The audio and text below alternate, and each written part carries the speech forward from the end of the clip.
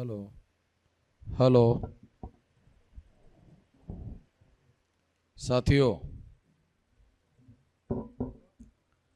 भारत मुक्ति मोर्चा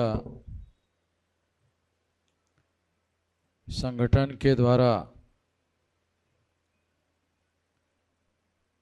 देश भर में चलो गांव की ओर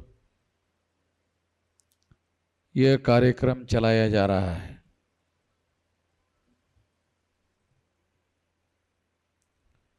इस बात को सबसे पहले हम लोगों को जानना होगा। आप लोगों को याद है या आप लोगों को जानकारी होगी कि मैंने 18 साल कुछ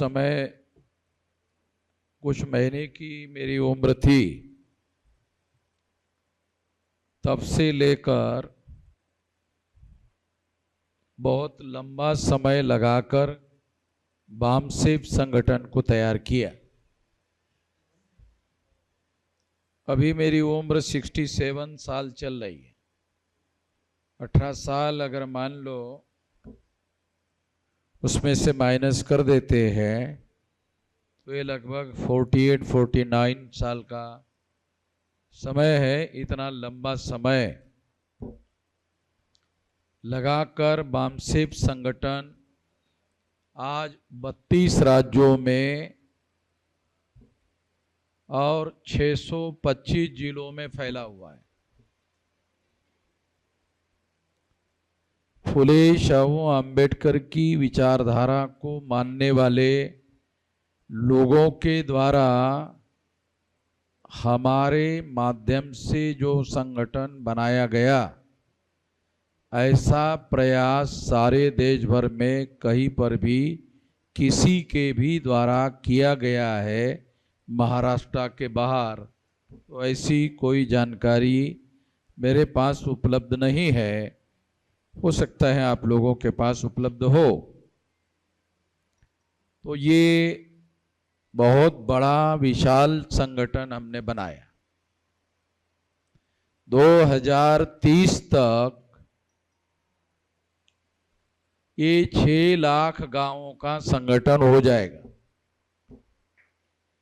ज़्यादा समय नहीं लगेगा, क्योंकि बुनियादी जो संगठन है, बेसिक जो संगठन है, पढ़े लिखे बुद्धिजीवी लोगों का संगठन है, जिनके पास बुद्धि, पैसा, हुनर, समय और श्रम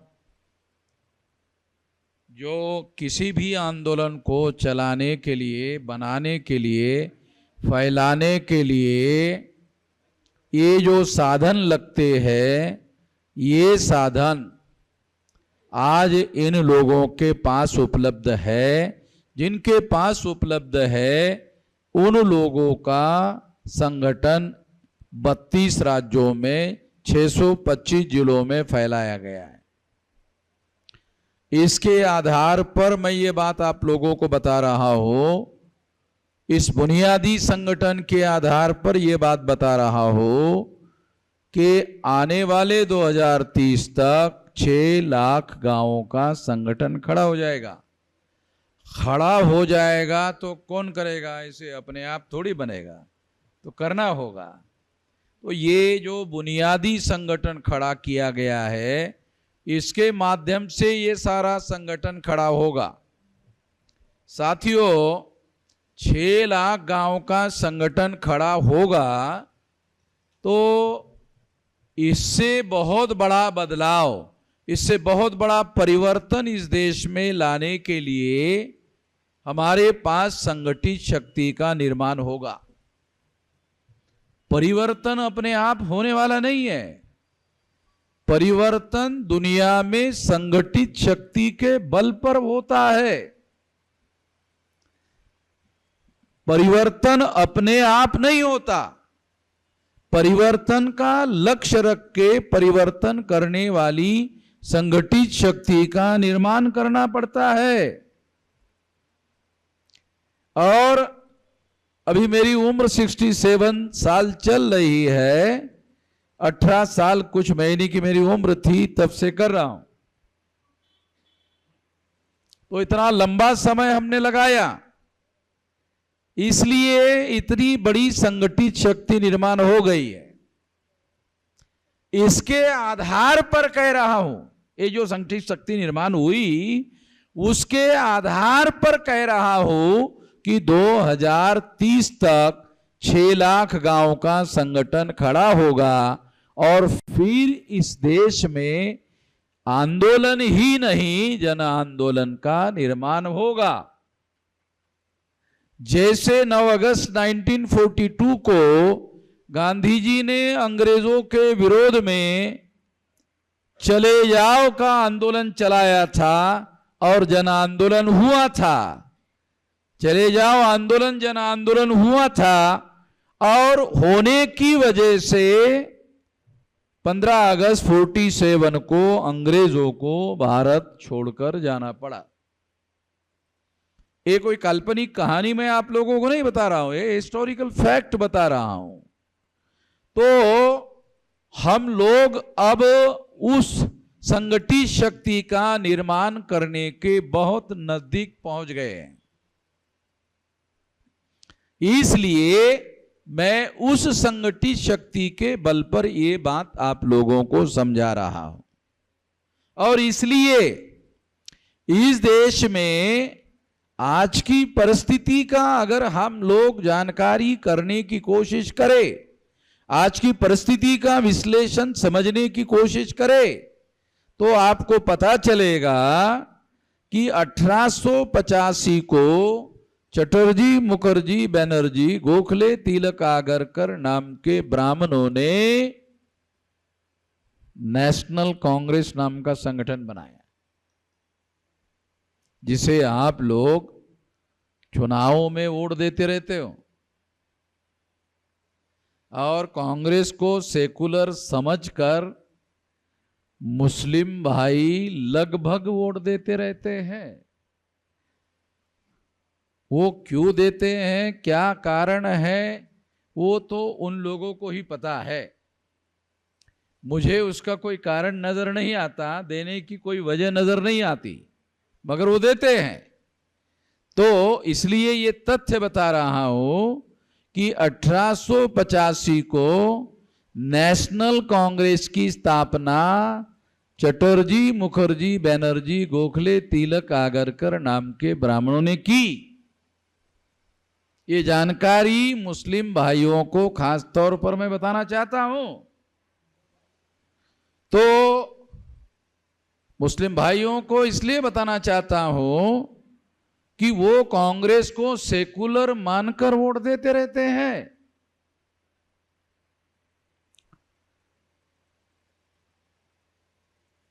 मैं मुसलमानों को ये पूछना चाहता हूं कि उदगीर में आप मुझे ऐसा ब्राह्मण ला कर दीजिए जिसके गले में जनेऊ नहीं है।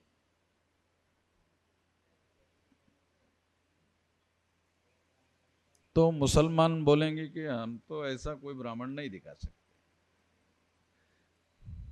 अगर सारे ब्राह्मण जनेऊ वाले ही है तो आप सारे जनेऊ वाले ब्राह्मणों को सेकुलर कहते हैं, ये गलती ब्राह्मणों की नहीं है ना, ये गलती ब्राह्मणों की नहीं है। कोई भी फैसला जो लोगों को करना होता है उन लोगों को छानबीन करने के आधार पर करना चाहिए, जानकारी के आधार पर करना चाहिए। कांग्रेस के बदौलत क्या भारत में मुसलमानों ने कभी इस बात की गिनती करने की कोशिश की कि ब्राह्मणों की संख्या 3.5% है? कभी कभी ऐसा किया ब्राह्मणों ने? कभी ऐसा सोचा, कभी ऐसा विचार किया?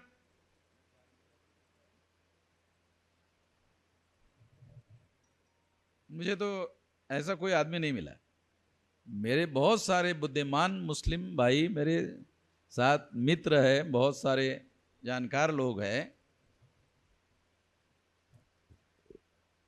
मुस्लिम ऐसा क्यों नहीं कर पाए? क्योंकि वो आरएसएस ब्राह्मणों की जो थ्योरी है उस थेरी में विचार करते हैं। वो थेरी क्या है? हिंदू मुसलमान, हिंदू मुसलमान, हिंदू मुसलमान, इस थेरी में बात करते हैं। ये आरएसएस के लोग जो हिंदू मुसलमान की थेरी प्रचार में लाई हुई है, वो उसी थेरी के फ्रेमवर्क में सोचते हैं। जो मुसलमान नहीं है वो सारे हिंदू है। सोचने का यह भी तरीका हो सकता है कि ब्राह्मण मुसलमान, मुसलमान ब्राह्मण, यह भी सोचने का एक तरीका हो सकता है। बुद्धिमान जो लोग होते हैं वो इस तरीके से भी सोच विचार कर सकते हैं। जब वो ऐसा विचार करेंगे तो उनको एक बात समझ में आएगी कि मुसलमानों की संख्या 15% है और ब्राह्मणों की संख्या 3.5% है। तो 3.5% ब्राह्मण 15% मुसलमानों को डराते क्यों है और मुसलमान डरते क्यों है? 3.5% वोट के आधार पर क्या कोई ब्राह्मण गांव का पंच चुनवा सकता है? तो कोई भी साधारण बुद्धि का आदमी कहेगा कि गांव में 3.5% से कैसे चुनवा सकता है? तो 3.5% वोट के आधार पर ब्राह्मण ग्राम पंचायत का पंच नहीं चुनवा सकता, तो सरपंच कैसे बना सकता है? जब पंच ही नहीं चुनवा सकता तो सरपंच नहीं बना सकता।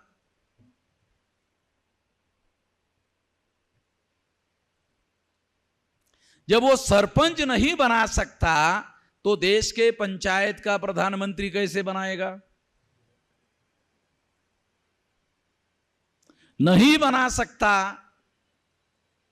मगर एक थ्योरी है जिससे ब्राह्मण अपना प्रधानमंत्री बना सकते हैं, वो थ्योरी है हिंदू मुसलमान।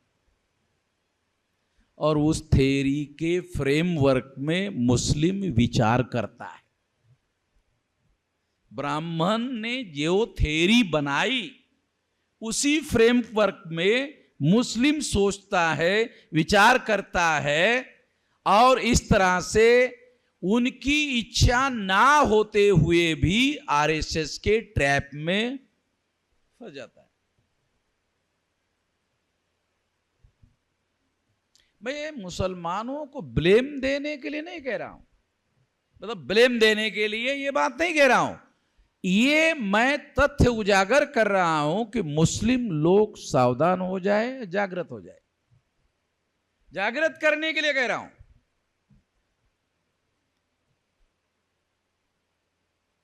और दूसरा सिद्धांत क्या है सोचने का?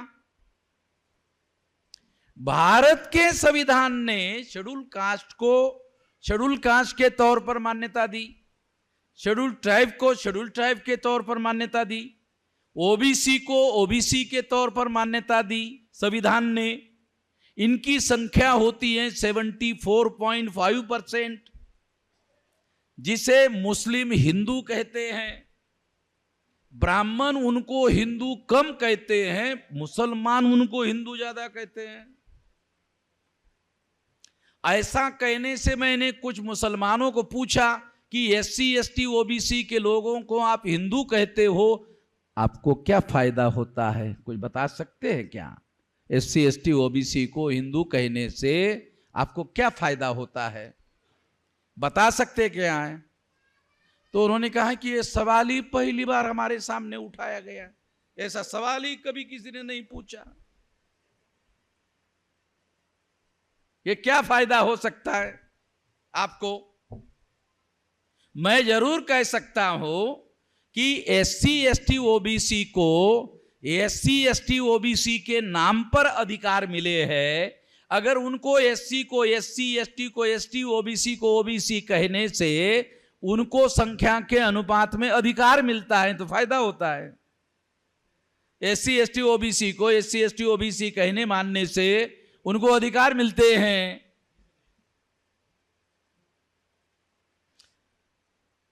हिंदू कहने से अधिकार खत्म हो जाते हैं। कितने मुस्लिम ऐसा मानते हैं कि एससी एसटी ओबीसी के अधिकार हिंदू कहने से खत्म हो जाते हैं? क्योंकि हिंदू के नाम पर कॉन्स्टिट्यूशन में एससी एसटी ओबीसी को कोई अधिकार ही नहीं है। कॉन्स्टिट्यूशन की आज के बाद कॉपी खरीद लेना, और जो मैं कह रहा हूं थोड़ा वेरीफाई कर लेना। मैं तो वेरीफाई करके ही बता रहा हूं। मुझे आज तक कोई ऐसा विद्वान मुस्लिम भाई नहीं मिला जो ये कहे कि ये जो आप कह रहे हैं गलत है। मैं आप लोगों में से जो भी मुस्लिम भाई है उन लोगों को अनुरोध करूंगा कि ये जो कह रहा हूं कॉन्स्टिट्यूशन में हिंदू के नाम पर एससी एसटी ओबीसी को अधिकार मिला है कि एससी एसटी ओबीसी के नाम पर उनको अधिकार मिला है, जरा छानबीन कर लो तो आपको पता चलेगा कि ये एससी एसटी ओबीसी के लोगों को एससी एसटी ओबीसी के नाम पर अधिकार मिला है। मगर जब आप एससी एसटी ओबीसी को हिंदू कहते हैं तो 3.5% ब्राह्मण बहुसंख्यांक हो जाते हैं। जिनको राजनीति का एबीसीडी समझ में आता है, मुस्लिम भाई राजनीति के बारे में बहुत विजिलेंट है, बहुत सतर्क रहते हैं। मैं उन लोगों को खास तौर पर बता रहा हूं, खास तौर पर यह बात समझा रहा हूं। ये बातें कोई भी समझाने वाला नहीं है मुसलमानों में, और गैर मुसलमानों में मेरे अलावा कोई समझाने वाला नहीं है। उनको ही समझ में नहीं आता तो वो क्या समझाएंगे।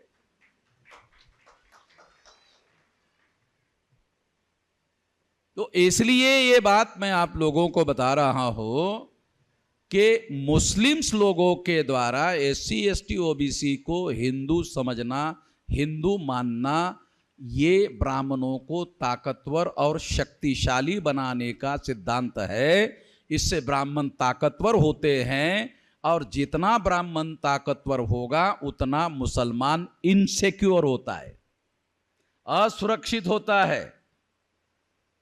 ब्राह्मण जितना ताकतवर होगा उतना फसाद बढ़ेंगे।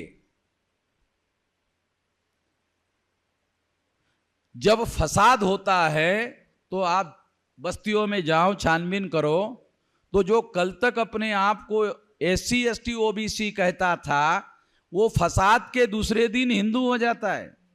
इसका मतलब है फसाद हिंदू बनाने का कार्यक्रम है। कितने मुसलमानों को यह बात समझ में आती है कि फसाद हिंदू बनाने का आरएसएस का, ब्राह्मणों का राष्ट्रीय कार्यक्रम है। कभी किसी मुसलमानों को इस बात की कोई जानकारी है? कोई ऐसे व्यक्ति का नाम, ब्राह्मण का नाम आप बता सकते हैं जो हिंदू धर्म के श्रेष्ठ सिद्धांतों का प्रचार करता हो? ऐसे किसी ब्राह्मण का नाम पता है कि हिंदू धर्म के ये श्रेष्ठ सिद्धांत है? हिंदू धर्म का एक भी श्रेष्ठ सिद्धांत नहीं है। वर्ण व्यवस्था लोगों को विभाजन करने का सिद्धांत है 4 टुकड़ों में। जाति व्यवस्था 6000 टुकड़ों में विभाजित करने का सिद्धांत है। अस्पृश्यता छूत और अछूत में विभाजित करने का सिद्धांत है। आदिवासियों को सेग्रीगेट कहने का और इस तरह से उन लोगों को जंगलों में रहने के लिए मजबूर करने का सिद्धांत है। शूद्रत्व पिछड़े वर्ग पर, ओबीसी पर थोपने का सिद्धांत है।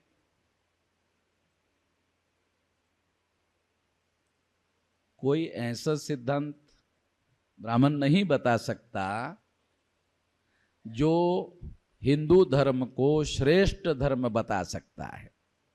कितने मुसलमानों को यह पता है कि 100-150 साल पहले जिस धर्म का नाम ब्राह्मण धर्म था वो एकाएक हिंदू धर्म का नाम कैसे आ गया?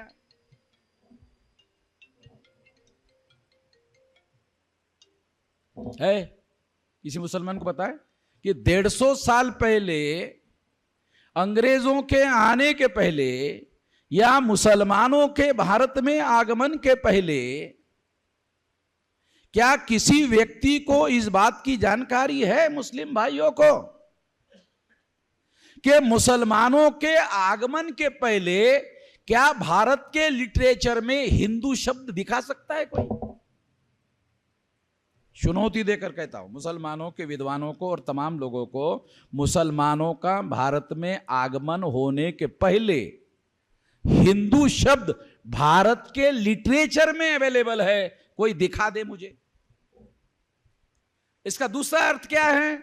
इसका दूसरा अर्थ है मुसलमानों के भारत में आगमन के बाद हिंदू शब्द आया है और मुसलमानों ने हिंदू शब्द दिया हुआ है। दयानंद सरस्वती का नाम सुना? ब्राह्मणों का बहुत बड़ा धार्मिक लीडर गुजरात का, जिसकी 200 सालाना शताब्दी मनाने का काम मोदी ने किया। इसी वजह से वो क्या कहता है, दयानंद सरस्वती क्या कहता है? हिंदू मुसलमान की दी हुई गाली है।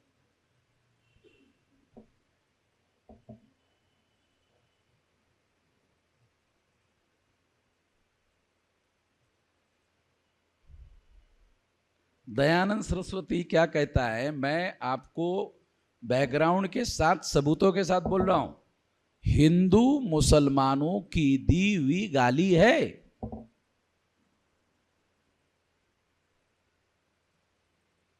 मगर कुछ लोग, कुछ ब्राह्मण लोग दयानंद सरस्वती कहते, वो भी ब्राह्मणों के बहुत बड़े, दिनों ने 200 साल का कार्यक्रम किया, मोदी ने किया। इसका मतलब वो उनका बड़ा लीडर रहा होगा तभी तो किया। वो कहता है हिंदू मुसलमानों की दी हुई गाली है। गर्व से कहो हम हिंदू हैं, कौन कहता है? हम लोगों के SC ST OBC के बस्ती में आकर कौन कहता है गर्व से कहो हम हिंदू है?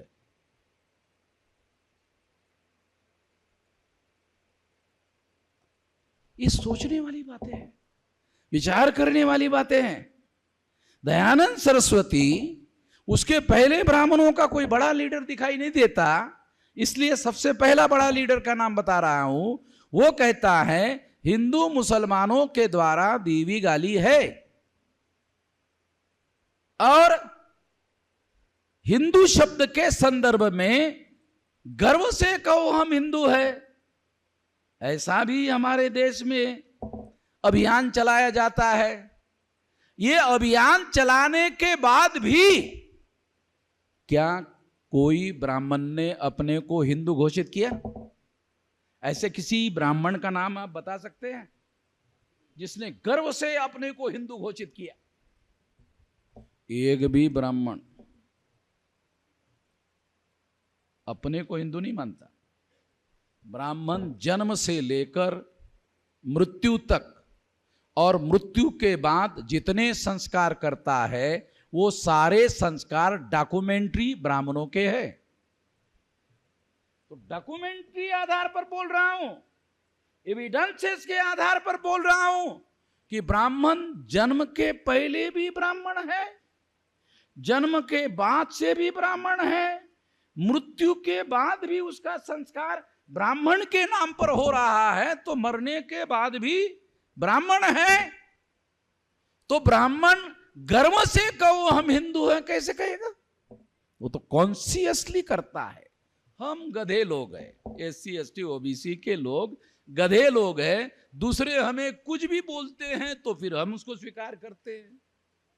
हिंदू मुसलमान की दी हुई गाली है, ऐसा कुछ कहते हैं, फिर कुछ कहते हैं गर्व से कहो हम हिंदू है। दोनों बातें हम मतलब बगैर सोचे समझे जो लोग काम करते तो ऐसे करेंगे।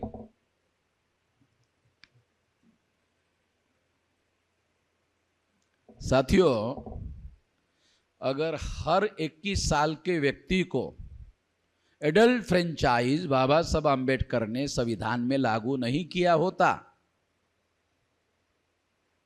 बहुत फंडामेंटल बात आपको बता रहा हूं, हर 21 साल के व्यक्ति को वोट का अधिकार भारत के संविधान ने बहाल किया और तब से हम लोगों की पूछ बढ़ी, हम लोगों की SC ST OBC के लोगों की पूछ बढ़ी, क्योंकि बाबा साहब आम्बेडकर ने पूछ लगाई, समझ रहे? आप सोचते होंगे अरे ये तो हम लोगों को जानवर बनाने की बात कर रहा है। बाबा साहब आम्बेडकर ने भारत के संविधान में हर 21 साल के व्यक्ति को irrespective of caste, creed, religion, place of birth, किसी बात को ना मानते हुए सभी 21 साल के व्यक्ति को वोट का अधिकार बहाल हुआ और वोट का अधिकार बहाल होने के बाद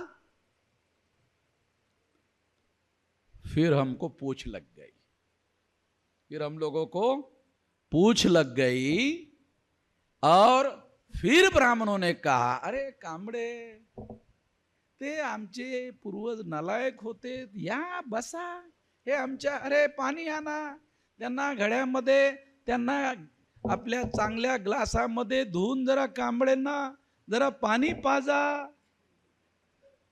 या ठिकाणी बरेच कांबळे असतील त्यामुळे काही कांबळेंना ती गोष्ट वाईट वाटेल, पण तू कांबळे शब्द वापरल्याने तो खऱ्या अर्थाने महाराष्ट्राचा भूमिपुत्र आहे आणि कांबळे म्हटलं की कोण आहे साऱ्या महाराष्ट्राला कळते.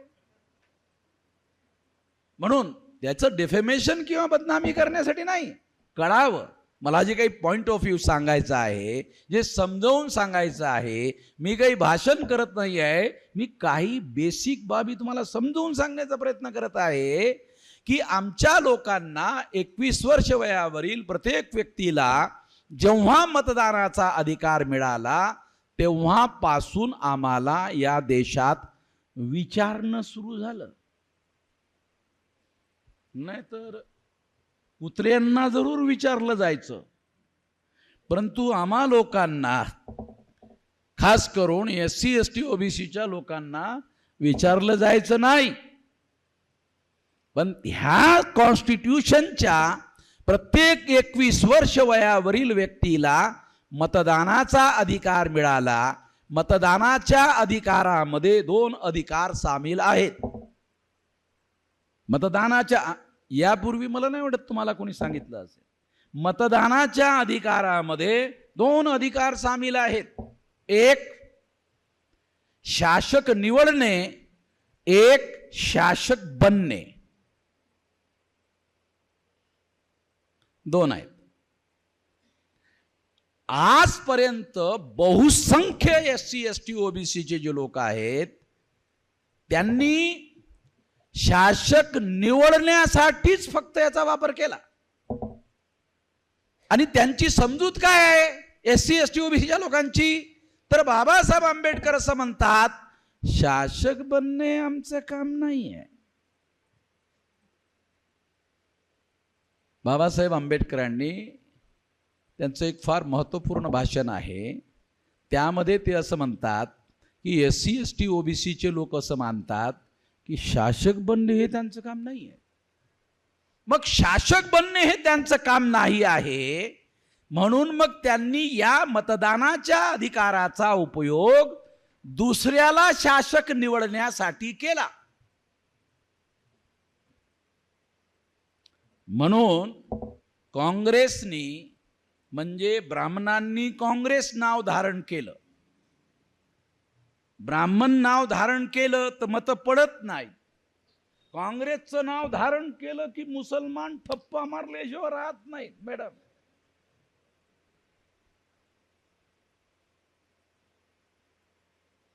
कारण काँग्रेस सेक्युलर आहे, ब्राह्मण कदाचित नसेल पण काँग्रेस सेक्युलर आहे. हा प्रोपगंडा जो देशामध्ये ब्राह्मण बनिया प्रचार माध्यमांनी केला, त्या प्रचार माध्यमांच्या प्रभावामुळे मुस्लिम लोक काँग्रेसला सेक्युलर मानतात. काँग्रेस जन्मानं कधी सेक्युलर नव्हती, ती कर्माने कधी सेक्युलर नाही. करंट आकडा सांगतो,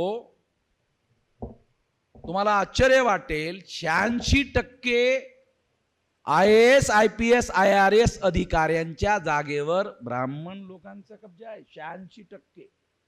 3.5% ब्राह्मणांनी 86% IAS IPS IRS अधिकाऱ्यांवर तंत्रावर कब्जा केलेला आहे.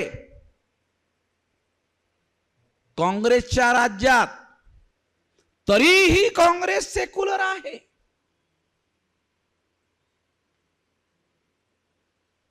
बोला ना, तरी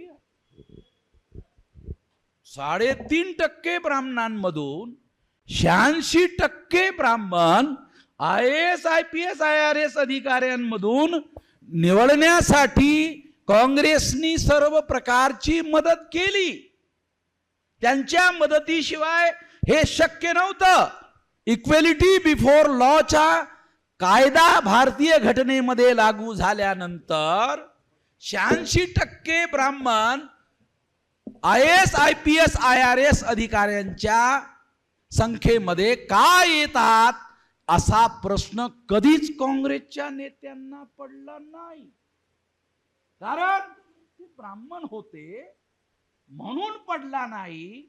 पण मुसलमान त्याच ब्राह्मणांना सेक्युलर म्हणतात, ज्यांना असा प्रश्नच पडला नाही.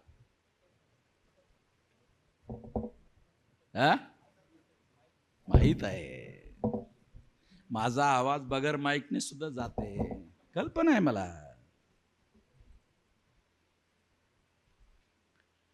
तेव्हा मला काय म्हणायचं, मुझे क्या कहना है, मैं ये बताना चाहता हूं, ये बात समझाना चाहता हूं कि हमारे लोगों को ये डाटा सरकार का है, अवेलेबल है.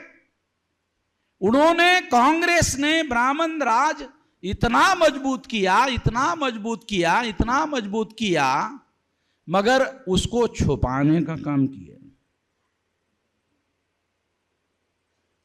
इस वजह से इस ब्राह्मणों की एकाधिकारशाही को मजबूत करने के बाद भी आरएसएस के ब्राह्मणों ने खतरा महसूस किया कि इसके प्रतिक्रिया में कहीं SC ST OBC के लोग इकट्ठा ना हो जाए. प्रतिक्रिया में इसलिए उन्होंने खुल्लम खुल्ला हिंदू के नाम पर मुसलमानों के विरोध में SC ST OBC के लोगों को भड़काने का काम शुरू किया. वो फ्रंट ब्राह्मणों ने ही आरएसएस भाजपा के नाम पर ओपन किया. जिस ब्राह्मणों ने कांग्रेस के नाम पर सेकुलर फ्रंट ओपन किया, उन्हीं ब्राह्मणों ने कहीं SC ST OBC की कोई स्वतंत्र ताकत और संगठित शक्ति निर्माण ना हो, इसके लिए उन्होंने दूसरी ब्राह्मणों की शक्ति खड़ी की और इंश्योर किया कि 100% सत्ता ब्राह्मणों के ही नियंत्रण में होनी चाहिए. यदि कांग्रेस जाती है तो बीजेपी आनी चाहिए, और बीजेपी जाती है तो कांग्रेस आनी चाहिए. यानी राजाराम अगर जाता है तो सीताराम आना चाहिए, और सीताराम जाता है तो राजाराम आना चाहिए. हमारे लिए राजाराम आता है या राजाराम की जगह सीताराम आता है तो कोई मौलिक अंतर होता नहीं. पॉलिसी में, कांग्रेस के पॉलिसी में, बीजेपी के पॉलिसी में एक अंतर है. बीजेपी के लोग क्या कहते हैं कि तुम खुल्लम खुल्ला ब्राह्मणों की सत्ता की बात क्यों नहीं करते हो, कांग्रेस को नहीं करते हो, हम करेंगे.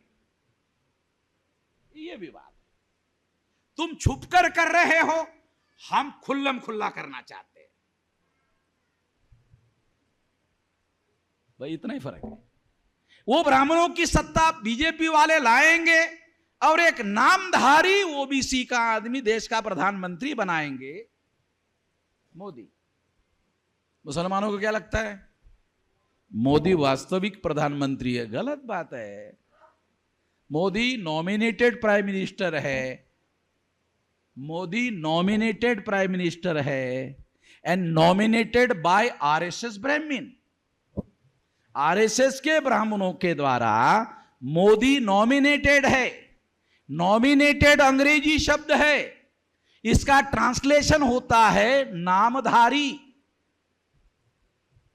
मोदी नामधारी प्रधानमंत्री है। अब बोलेंगे इसका कोई सबूत है? चाहे सब बगैर सबूत के तो मैं बोलता ही नहीं हूं, मेरी तो आदत ही नहीं है बगैर सबूत के बोलने की।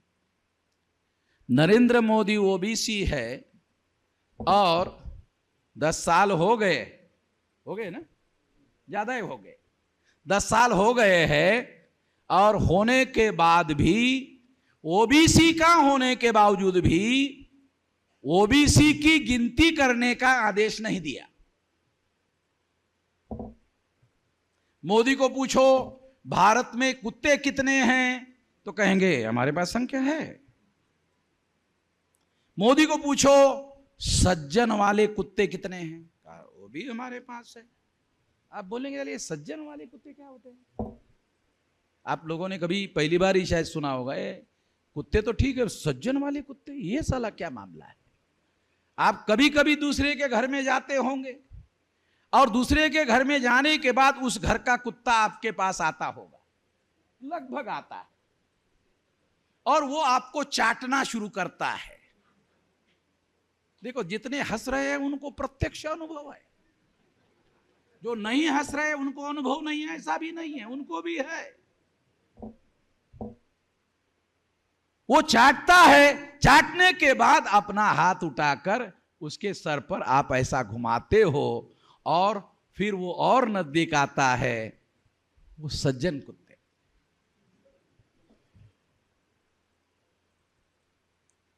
तो कुत्तों की बहुत सारी वैरायटी है।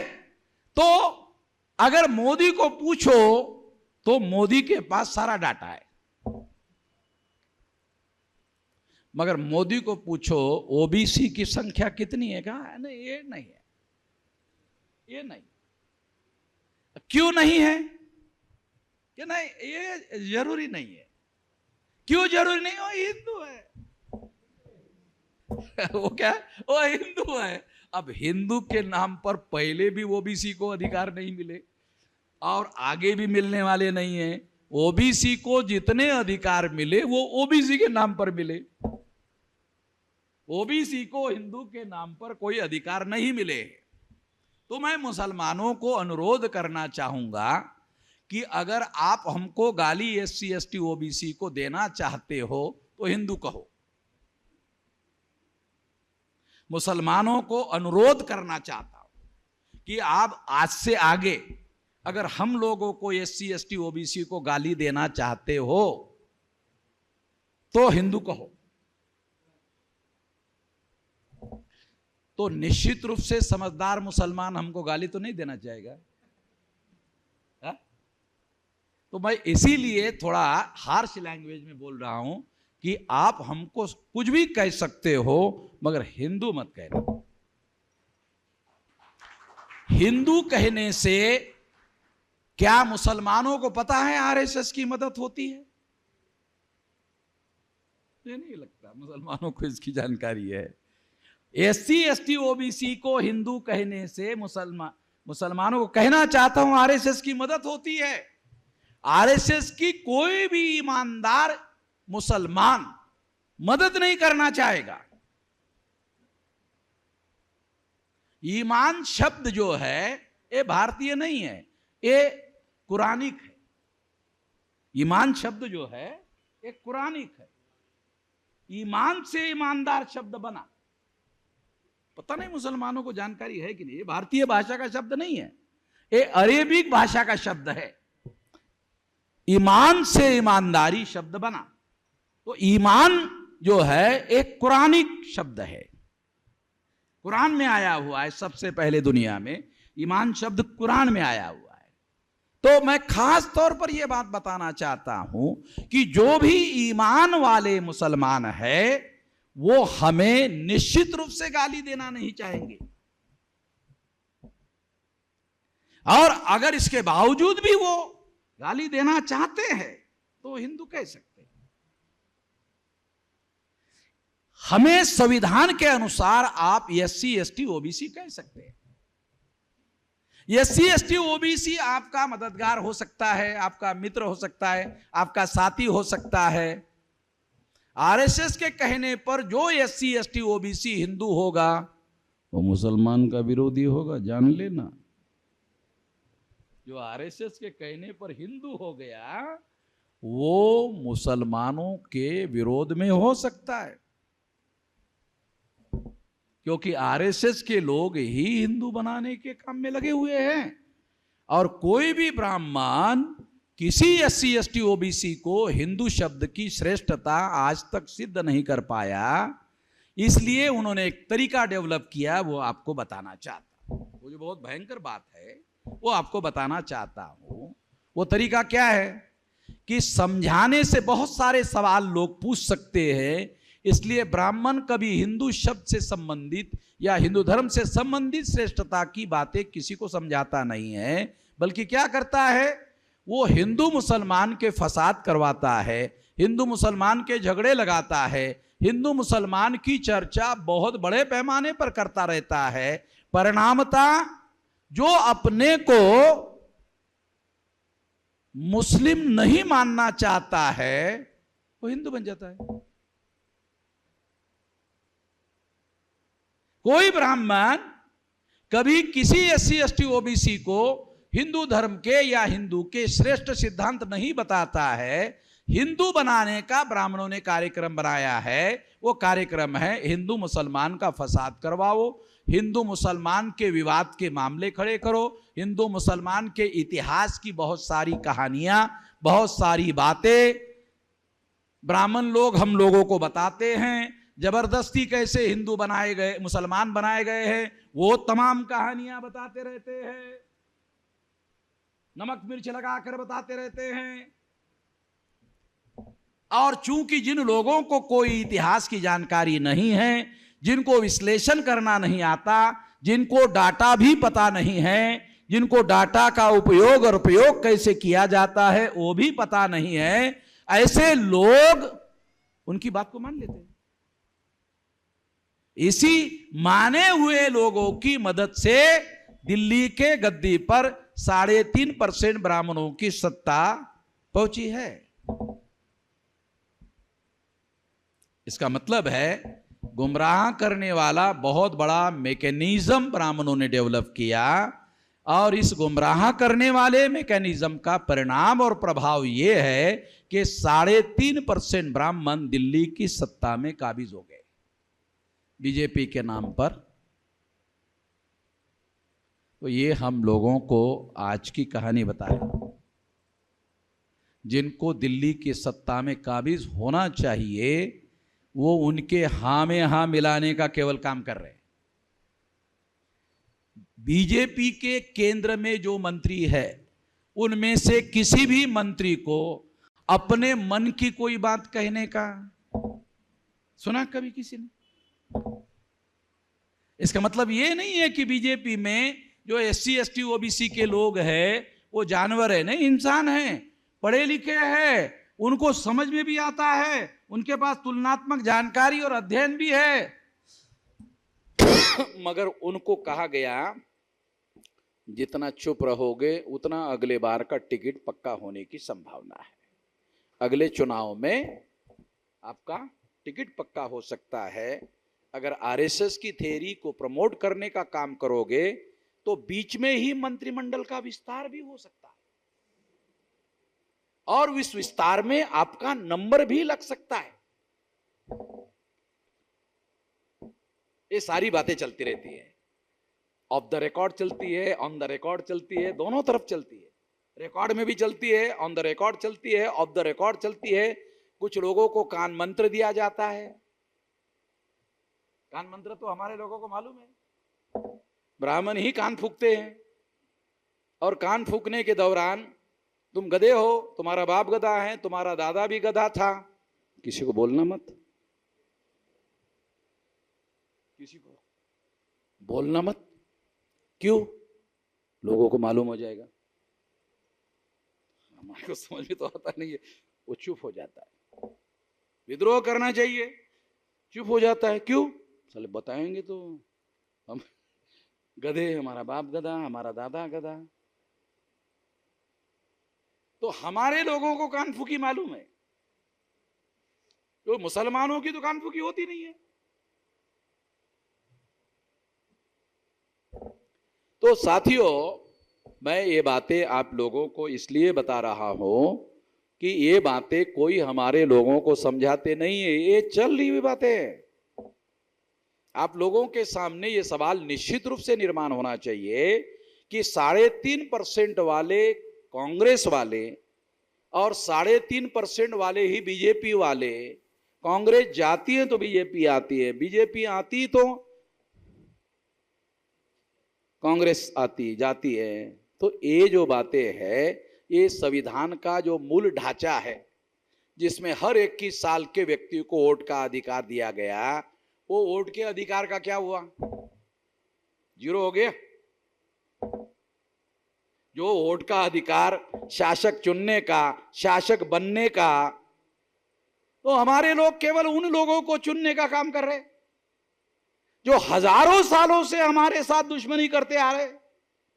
वर्ण व्यवस्था बनाकर दुश्मनी किया, जाति व्यवस्था बनाकर दुश्मनी किया, अस्पृश्यता बनाकर दुश्मनी किया, आदिवासियों को जंगलों में रहने के लिए मजबूर किया, ओबीसी पर शूद्रत्व थोपा।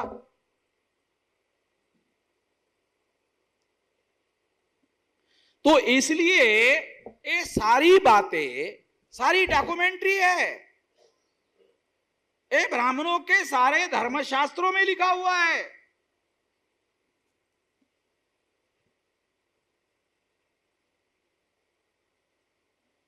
और धर्मशास्त्रों के अनुसार ब्राह्मण अपना काम करते हैं, उसके विरोध में जाकर कोई ब्राह्मण काम नहीं करता है।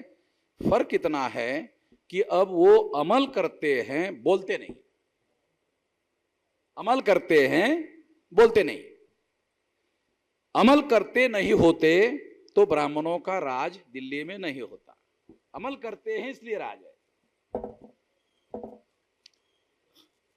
अब हम लोगों को क्या करना चाहिए? ये तो हो गया, ये लोग क्या कर रहे हैं, हमारा भी तो कुछ कार्यक्रम होना चाहिए।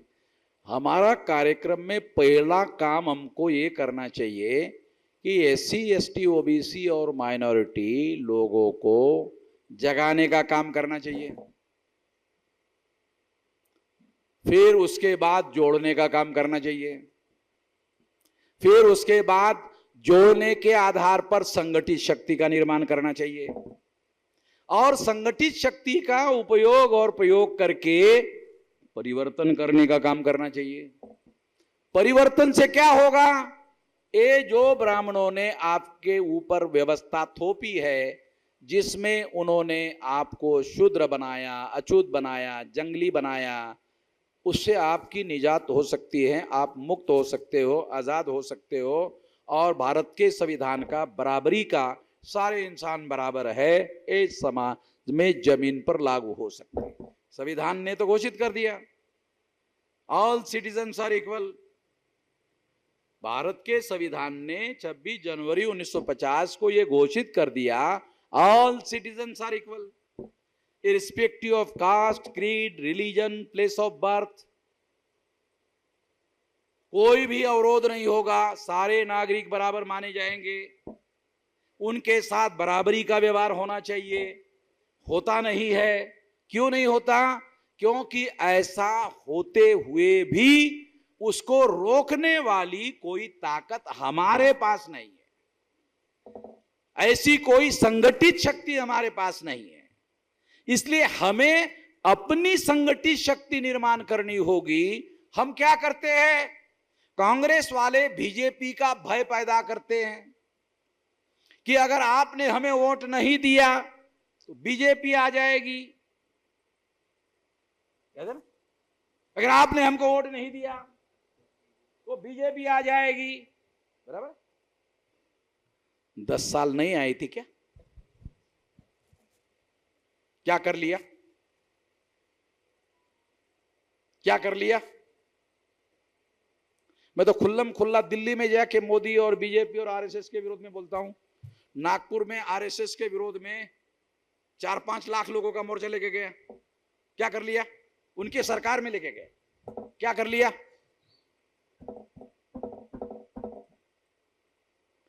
तुम्हारे ऊपर जो डर हावी हो जाता है, मेरे ऊपर क्यों नहीं हावी होता? मैं तो सिक्योरिटी लेकर भी नहीं घूमता। बहुत सारे मुस्लिम भाई मेरे पास आते हैं, विश्राम साहब आप अकेले जाते हो, अकेले आते हो, आपको डर नहीं लगता? ऐसा कहने के बाद डर लगता है, नहीं तो नहीं लगता।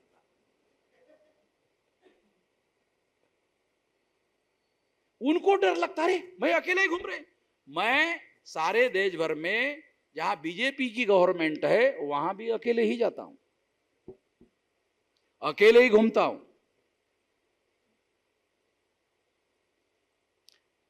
और इसलिए घूमता हूं और विरोध में बोलता हूं, तो वो क्या ताकत है? वो संविधान का ताकत है, आर्टिकल 19 की ताकत है।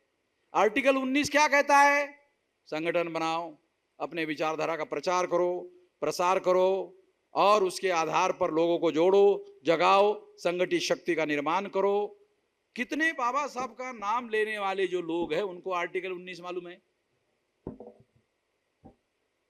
पता ही नहीं है आर्टिकल 19 क्या है। तो जब हमारे लोगों को पता ही नहीं संगठित, ये जो आर्टिकल 19 है वो हम लोगों को संगठित शक्ति निर्माण करने के लिए दिया हुआ अधिकार है, और उस संगठित शक्ति के बल पर मैं हर जगह जाता हूं, हर जगह घूमता हूं,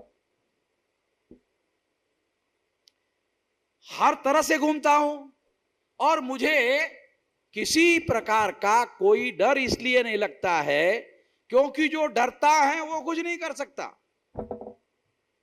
डर तो एक हथियार है दुश्मनों का, उस हथियार का वो उपयोग करते हैं।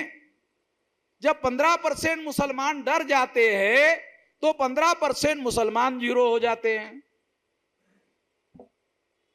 कभी मुसलमानों ने इसके बारे में सोचा? बहुत भयंकर बात बोल रहा हूं। जब आप डर के वोट डालते हो, डर के वोट डालने का और अपने हितों की रक्षा करने के लिए वोट डालने का, दो चीजें अलग अलग है। मुसलमान डर के आधार पर वोट डालता है कि बीजेपी आ जाएगी, बीजेपी आ जाएगी इसलिए बीजेपी को मुझे रोकना होगा। बीजेपी को रोकने के लिए वो दूसरी ब्राह्मणों की संगठना कांग्रेस को वोट देता है। मेरे दृष्टि से अगर कुरानिक लैंग्वेज में बात किया जाए तो ब्राह्मण भारत में जालिम लोग हैं, चाहे बीजेपी का ब्राह्मण हो चाहे कांग्रेस का ब्राह्मण हो, ब्राह्मण जालिम है। और कुरान में अल्लाह ताला ने आदेश दिया जालिम का विरोध करना चाहिए। बराबर है, बोलो ना, जालिम का विरोध करना चाहिए। दूसरा सिद्धांत है मजलूमों का साथ देना चाहिए। गलत है?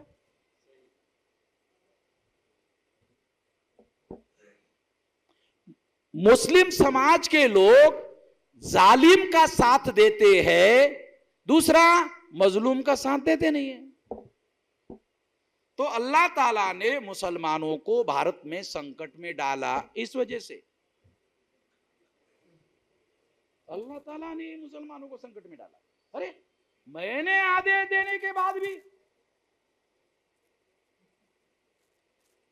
जालिम का विरोध करो, मजलूमों का साथ दो, आदेश देने के बावजूद भी अमल नहीं करते हो, तो अल्लाह ताला मुसलमानों पर नाराज हो गया। मैं तो कुरान के सिद्धांतों की बात कर रहा हूं, मुसलमानों को याद दिला रहा हूं। अरे भाई, आपका ये फर्ज है, ये काम मुसलमानों को करना चाहिए, ये काम मुसलमान कर नहीं रहे हैं। दूसरी बात, SC ST OBC के लोगों को ब्राह्मणों के कहने पर मुसलमानों के विरोध में किसी प्रकार के फसाद में शामिल नहीं होना चाहिए। दूसरी मौलिक बात कहना चाहता हूं, क्या करना चाहिए बता रहा हूं।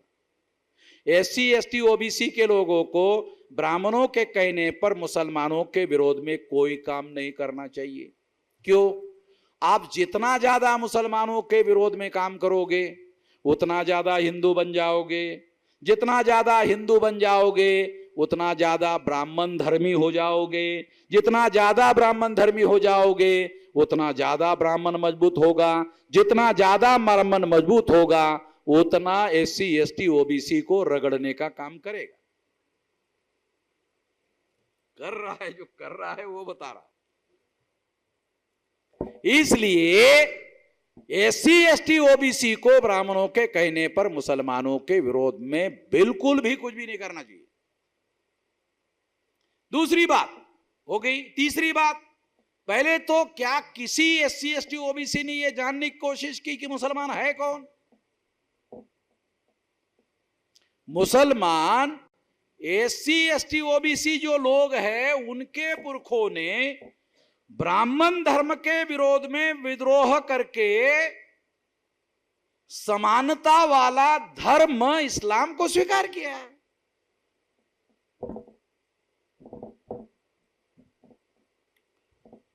आप में से कितने लोगों को सम्राट अशोक के काल का भारत का नक्शा पता है? अफगानिस्तान, पाकिस्तान, बलूचिस्तान, ये सारा भौगोलिक क्षेत्र देखो, अभी भी अवेलेबल है नक्शा। सारे बुद्धिस्ट लोग हैं, सारे बुद्धिस्ट लोग हैं। अब क्या है? सारे मुस्लिम हैं। बहुत फंडामेंटल बात बता रहा हूं। ये सारे के सारे देश अशोका के काल में सारे बुद्धिस्ट देश है, आज सारे मुस्लिम है। तो जो आज के मुस्लिम है ये पूर्व के बुद्धिस्ट लोग हैं और उन्होंने इस्लाम को समानता का धर्म के तौर पर स्वीकार किया। बुद्धिज्म भी समानता का स्वीकार किया हुआ धर्म था। इसके आधार पर मैं आप लोगों को यह तथ्य इसलिए बता रहा हूं क्योंकि ये जानने के आधार पर आपको ये तथ्य पता चलेगा, दोनों तरफ के लोगों को, SC ST OBC के लोगों को मालूम होना चाहिए और महाराष्ट्र में कुणबी मराठा लोगों को भी मालूम होना चाहिए।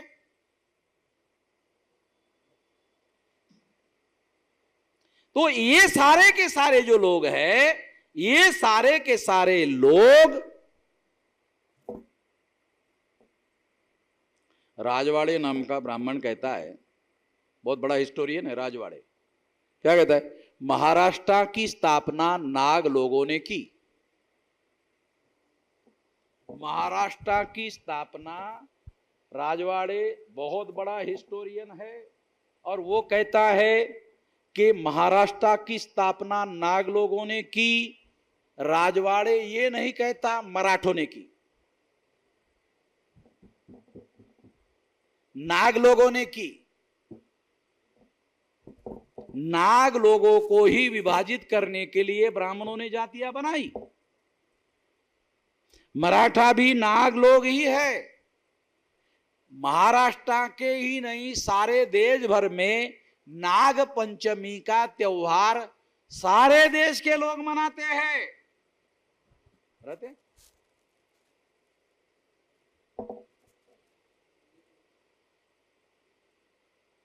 तो ये नाग लोग हैं, मराठा हो, कुणबी हो, सारे OBC हो, सारे ये नाग लोग हैं।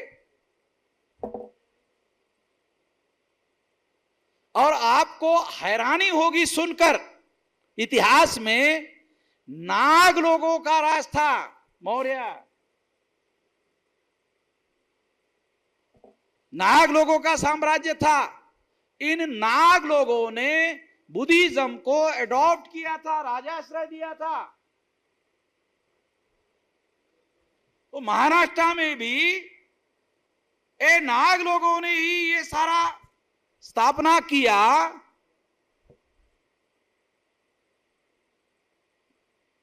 अगर ये सारी बातें हिस्टोरिकली हमारे लोगों को पता चले तो बहुत बड़ा परिवर्तन हो सकता है, परिवर्तन लाया जा सकता है। महाराष्ट्र की जो कुल दैवत है पंढरपुर, ये नाग लोगों के द्वारा स्थापित है।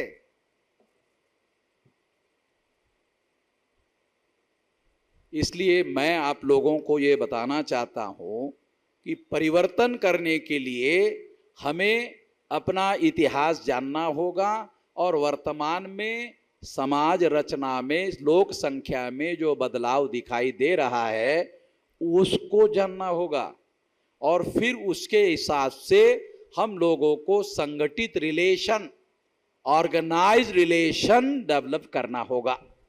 इसलिए मैं आप लोगों को अनुरोध करना चाहूंगा कि ब्राह्मणों के कहने पर मुसलमानों के विरोध में आपको कुछ भी नहीं करना चाहिए, क्योंकि डीएनए के अनुसार मुस्लिम, एससी, एसटी, ओबीसी, कुनबी, मराठा लोगों के डीएनए के भाई है। इसलिए हमको मिलजुल कर काम करना चाहिए और तमाम माइनॉरिटी के साथ मिलकर काम करना चाहिए।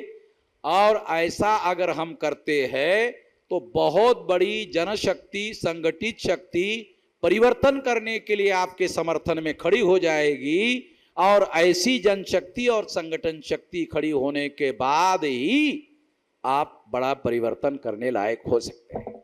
ये करना होगा। ये करने के लिए आप विचार करेंगे, अनुसरण करेंगे, अमल करने का काम करेंगे, ऐसी अपेक्षा करते हुए आपने मेरी बात ध्यान से सुनी, इसके लिए आभार, धन्यवाद।